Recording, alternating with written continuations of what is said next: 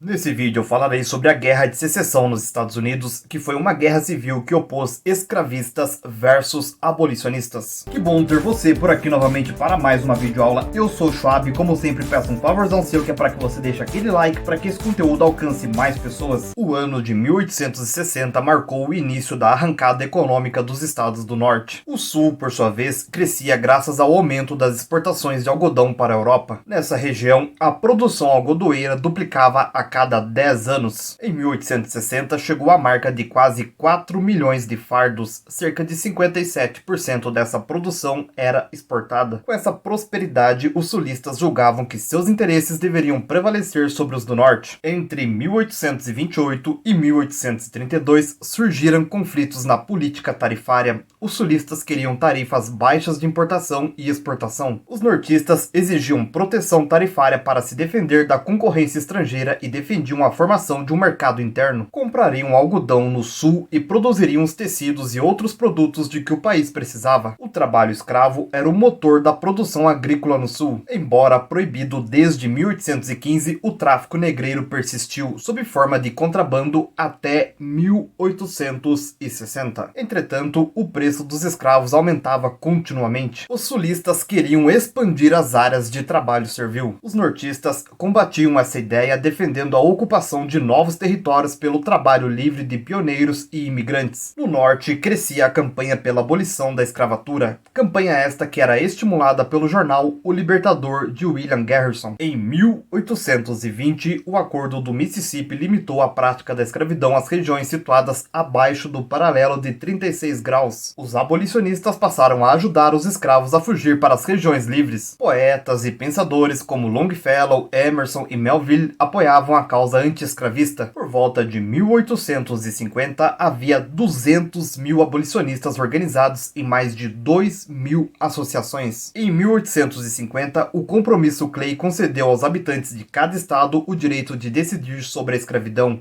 reforçando o Acordo do Mississippi. Em 1852, era publicado o romance A Cabana do Pai Tomás, o qual era um pungente relato da vida de africanos escravizados nos Estados Unidos e que foi escrito por Harriet Stowe. A obra foi um sucesso instantâneo. Mais de 1 milhão de exemplares do livro foram vendidos em 2 anos. Em 1854, o Partido Republicano também abraçou a causa abolicionista. Em 1857, o negro Dred Scott pediu sua emancipação por ter morado em território livre, conforme lhe assegurava a lei. O tribunal negou por não considerar os negros como cidadãos. 2 anos depois, John Brown tentou sublevar os escravos da Virgínia tomando um arsenal do exército. Preso e enforcado, ele transformou-se em um verdadeiro mártir do abolicionismo. Em 1860, o Partido Republicano lançou como candidato à presidência um político de atitudes moderadas em relação à escravidão e determinado acima de tudo a manter a União. Era Abraham Lincoln. O Partido Democrata era mais forte, mas estava dividido entre Norte e Sul. Lincoln venceu. Deveria assumir em março de 1861. Antes disso, os estados sulistas se rebelaram. Em dezembro de 1860, a Carolina do Sul, que era um estado escravista, se desligou da União. Pouco tempo depois, mais 6 estados sulistas seguiram seu exemplo. Em fevereiro de 1861, reunidos em Montgomery, no Alabama, representantes dos 7 estados rebeldes decidiram formar uma nova união, que eram os Estados Confederados da América, com capital em Richmond, na Virgínia. Mais tarde, outros 4 estados se uniriam a eles. Do ponto de vista demográfico, industrial e militar, as relações de forças eram desfavoráveis ao sul. Dos 31 milhões de estadunidenses, mais de 20 milhões viviam no norte. Dos cerca de 11 milhões de sulistas, cerca de 35%, ou seja, mais de 3 milhões de pessoas, eram escravos. O sul só tinha uma fábrica de armamentos pesados, enquanto o norte dispunha de um bem montado parque industrial, uma rede ferroviária e uma poderosa esquadra. A guerra teve início em abril de 1861, quando os sulistas tomaram o Forte Sumter. Diversas inovações tecnológicas dariam ao conflito características especiais. O fuzil de repetição, por exemplo, praticamente eliminou o sabre, pois o corpo a corpo tornou-se difícil. A cavalaria passou para um plano secundário.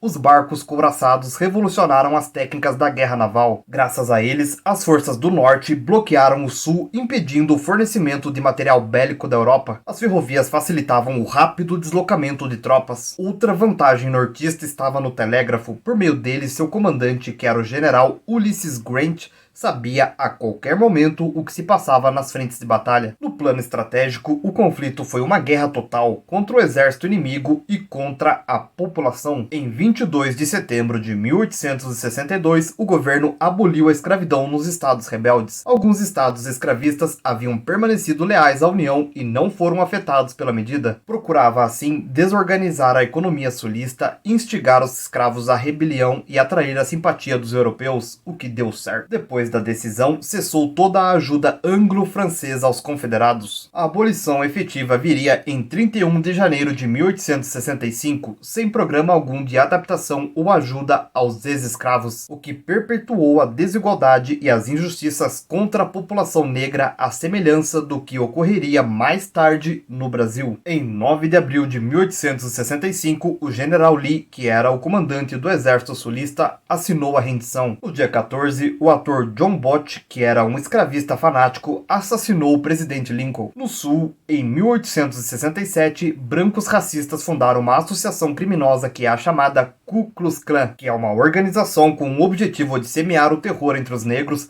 promovendo linchamentos e assassinatos de pessoas inocentes. Com pouco mais de 4 anos de duração, a Guerra Civil Norte-Americana deixou um saldo de 970 mil mortos. O Sul ficou devastado, a economia ficou desorganizada e uma legião de mulheres e homens negros foram marginalizados. No próximo vídeo eu falarei sobre a segunda revolução industrial e o capitalismo monopolista. Aproveite esse momento e já se inscreva no canal para receber conteúdos como esse em primeira mão. Me segue também nas outras redes sociais que estão aparecendo na tela, pois eu estarei postando conteúdos por lá que irão complementar os conteúdos aqui do canal. Comente alguma dúvida que tenha ficado. Espero do fundo do coração ter contribuído para a sua aquisição de mais conhecimentos. Um grande abraço e tchau, tchau.